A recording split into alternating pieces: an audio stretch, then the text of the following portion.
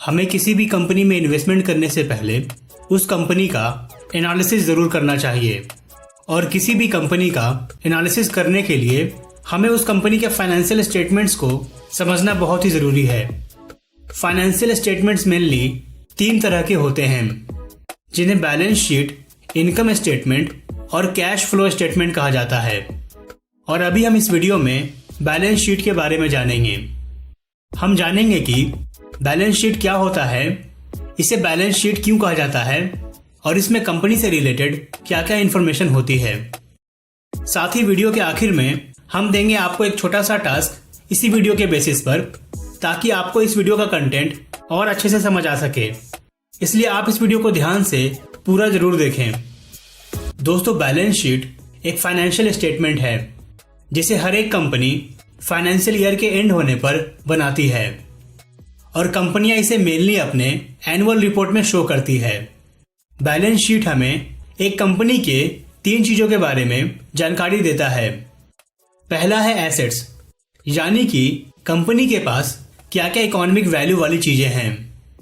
दूसरा है लायबिलिटीज, यानी कि कंपनी ने कितना उधार ले रखा है। और तीसरा है शेयर होल्डर्स इक्विटी, यानी कि कंपनी के शेयर होल्डर्स का कितना पैसा अभी कंपनी में इन्वेस्टेड है। शेयर होल्डर्स इक्विटी को हम ऑनर्स इक्विटी या सिर्फ इक्विटी या कंपनी का नेट वर्थ या बुक वैल्यू भी कहते हैं। इस तरह बैलेंस शीट हमें फाइनेंशियल ईयर एंड होने पर कंपनी के एसेट्स, लायबिलिटीज और शेयर होल्डर्स इक्विटी के बारे में बताता है। दोस्तों, सबसे पहली बात जो हमें समझना है वो ये कि बैलेंस शीट को बैलेंस शीट क्यों कहा जाता है। यहां पर बैलेंस शब्द का आखिर मतलब क्या है। दोस्तों, बैलेंस शीट 2 हिस्सों में बटा होता है। एक हिस्से में हम एसेट्स को शो करते हैं और दूसरे हिस्से में हम इक्विटी और लायबिलिटीज को शो करते हैं। और ये दोनों हिस्सों की वैल्यू हमेशा इक्वल होती है, यानी कि कंपनी की एसेट्स और कंपनी की इक्विटी प्लस लायबिलिटीज दोनों हमेशा बैलेंस में होते हैं और इसी वजह से ही बैलेंस शीट को बैलेंस शीट कहा जाता है। अगर हम इसी चीज को एक इक्वेशन में लिखें तो हम लिखेंगे कि assets is equal to equity plus liabilities, और इस इक्वेशन को बैलेंस शीट इक्वेशन कहा जाता है। दोस्तों, बैलेंस शीट मेनली 2 तरह से बनाया जाता है। पहला है हॉरिजॉन्टल बैलेंस शीट और दूसरा है vertical balance sheet. Horizontal balance sheet में बैलेंस शीट हॉरिजॉन्टली 2 भागों में बटा होता है, जिसमें लेफ्ट साइड में एसेट्स होते हैं और राइट साइड में इक्विटी एंड लायबिलिटीज दोनों होते हैं।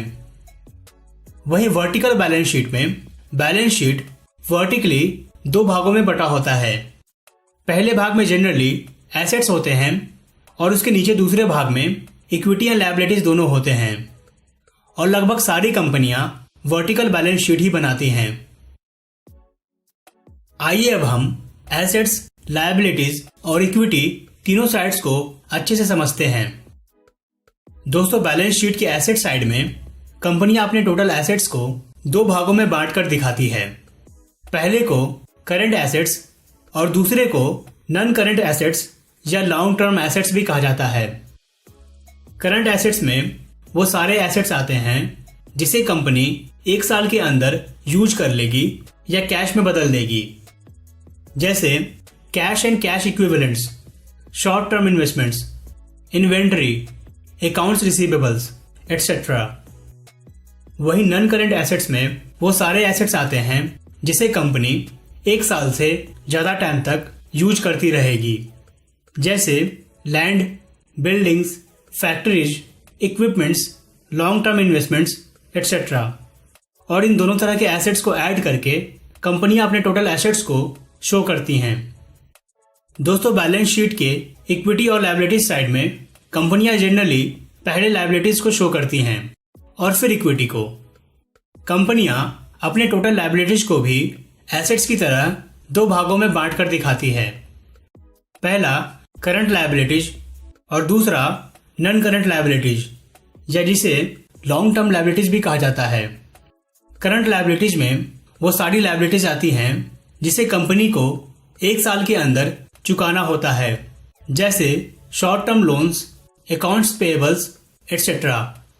वहीं नॉन करंट लायबिलिटीज में वो सारी लायबिलिटीज आती हैं जिसे कंपनी को 1 साल के बाद चुकाना होता है, जैसे लॉन्ग टर्म लोन्स। और फिर इन दोनों तरह के लायबिलिटीज को ऐड करके कंपनियां अपनी टोटल लायबिलिटीज को शो करती हैं। दोस्तों, लायबिलिटीज के बाद कंपनियां इक्विटी और लायबिलिटीज साइड में इक्विटी को शो करती है, जिसमें mainly equity share capital, other equity और रिटेन्ड अर्निंग्स होते हैं। और इन सबको ऐड करके कंपनियां अपनी टोटल इक्विटी को शो करती हैं। इसके बाद टोटल लायबिलिटीज और टोटल इक्विटी को ऐड करके कंपनियां टोटल इक्विटी एंड लायबिलिटीज को शो करती हैं, जो हमेशा टोटल एसेट्स के बराबर होता है और जिससे बैलेंस शीट बैलेंस रहता है। दोस्तों, अब वक्त आ गया है आज के टास्क का।